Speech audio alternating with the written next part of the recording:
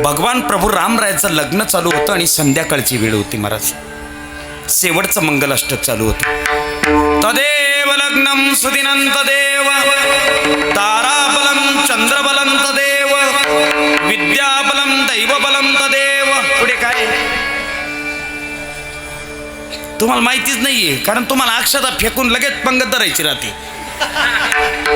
आणि ते पहिल्या पंक्तीवाले तरी बरे लगेच पंगत धरतात, ते दुसऱ्या पंक्तीवाल्याशी मागून गुडघे मारतात. आवर रे आवरणा झालं नाही का अजून.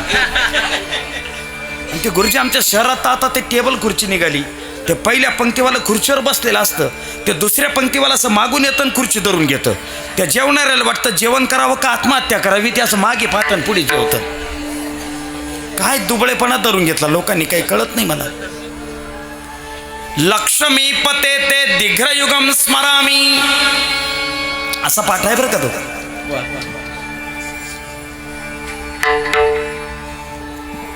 संध्याकाळची वेळ होती. लग्न ही संध्याकाळीच लागली पाहिजेत.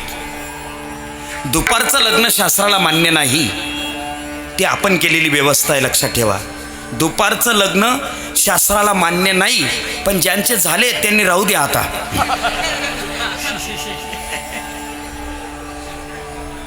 नाही तर महाराजांनी सांगितलं बा असं नका करू बरं भाऊ, काही राहू द्या आता, मान्य नाही. संध्याकाळचा वेळ, लोकांनी अक्षता फेकलेत गुरुजी. आणि आता प्रसंग असा होता, आई साहेबांनी प्रभूच्या गळ्यात वरमाला घालायची. प्रभू उंच होते, चौरंगावर उभे होते. सीतामाई बुटक्या होत्या, त्या पाटावर उभ्या होत्या. नवरदेव कशावर उभा राहावा, नवरी कशावर उभी राहावी हे पण सांगितलं. लग्न केव्हा लावावं हेही सांगितलं. आता पुढे काय ते सांगतो, ऐका. फक्त एकच लक्षात ठेवा, बडजीबुवाची दक्षिणा मात्र तेवढी वेगळी द्या. प्रभू कशावर, चौरंगावर उभे आहेत आणि ते मुळात उंच आहेत. सीतामाई पाटावर आहेत, पाठ कमी उंचीचा आहे आणि आईंची उंची पण कमी.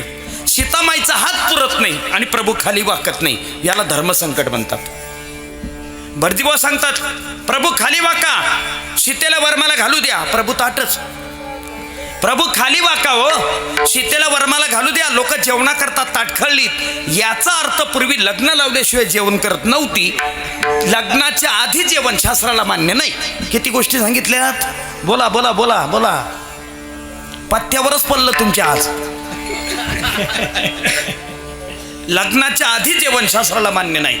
प्रभू खाली वाका, सीतेला वरमाला घालू द्या. आता प्रभू चिल्लेत. प्रभू काय म्हटले बडजीबुवांना, बडजीबुवा शांत बसा.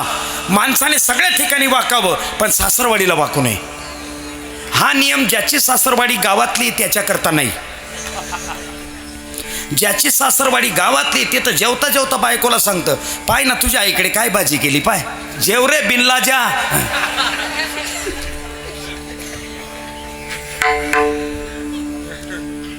माणसाने सगळ्या ठिकाणी वाकावं, पण सासरवाडीला वाकू नये. बाजूला लक्ष्मणराव उभे होते.